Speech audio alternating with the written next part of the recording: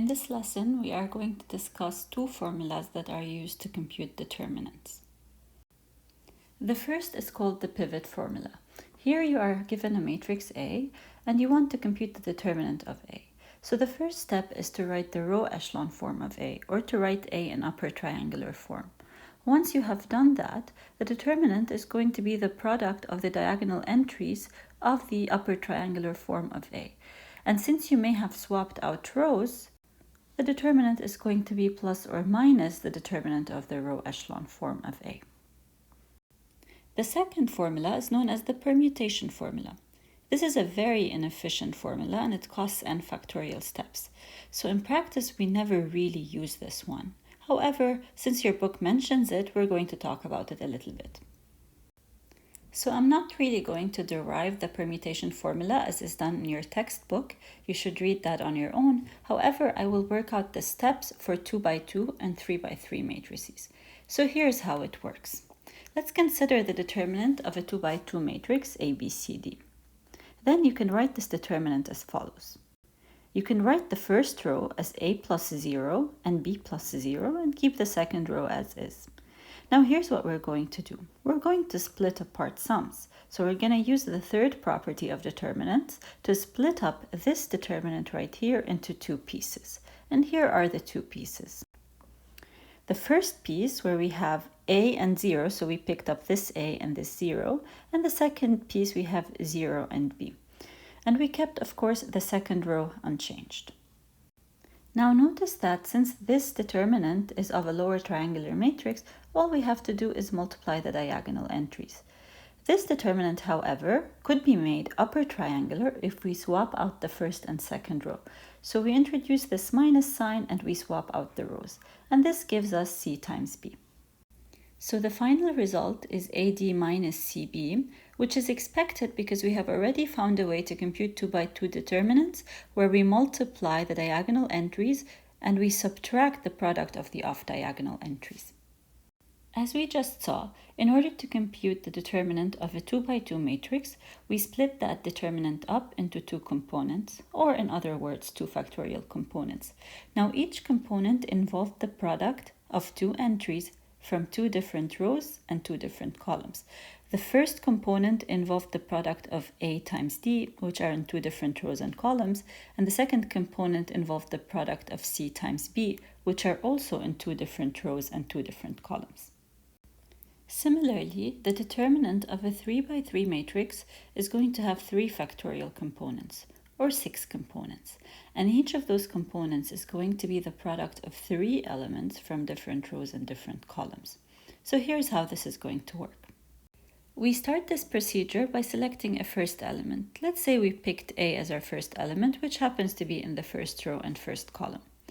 Then the choice of the second element has to be from a different row and column. So let's say we choose the element E, which is in the second row and second column. And let's say for our third choice, we choose I, which is in the third row and third column. So we have the following determinant right here, which has entries A, E, and I on the diagonal and zeros everywhere else. By choosing A to be the first element, another choice of the second and third element could have been H and F. Here H happens to be in the third row and second column, and F happens to be in the second row and third column. Now we move on from A and we go on to D. For D, we have two choices. The first choice is that the second element is chosen from the last row and second column, and the third element is chosen from the first row and last column. Another choice for D is the following. We could choose the second element to be from the second column, first row, and the third element to be from the third column, last row. Similarly, if we had started with G as our first element, then choices for the second and third element could have been B and F, or they could have been E and C. Now let's compute what each of these determinants is. The first one is easy. It's just the product of the diagonal entries. So here we just have A times E times I. For the second one, in order to have diagonal matrix, we have to swap out rows. Specifically, we have to swap out these two rows. Now, if we do the swap, then we're going to get a minus sign, and we will have A times H times F. Now for the third determinant, we have to do two swaps.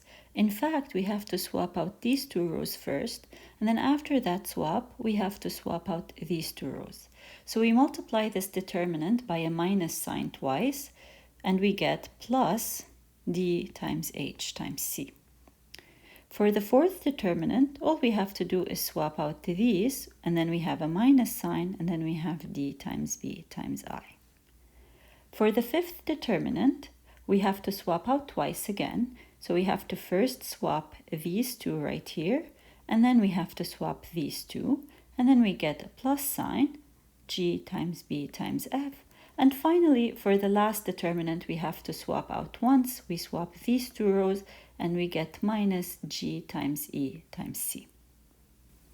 The permutation formula looks simple enough for 2x2 and 3x3 matrices. After all we have to do is compute 2 different determinants for 2x2 matrices and 6 different determinants for 3x3 matrices. However, if you go up to 4x4 matrices, then you have to compute 4 factorial determinants, or 24 determinants. And if you go up to 5x5 matrices, then you will have to compute 5 factorial determinants, or 120 different determinants. This can become very inhibiting quite fast. That's why I said in the beginning, never use this formula unless you are really required to use it.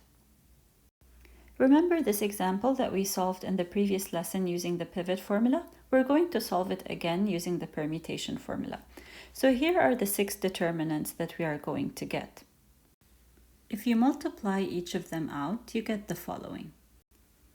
Adding these 6 determinants together gives 10, which is exactly what we got in the previous lesson using the pivot formula. This is of course expected because the determinant of a matrix is a constant and it should not change if you are using different formulas. In the next lesson, we're going to introduce another method to compute determinants known as the cofactor method. I'll see you there shortly.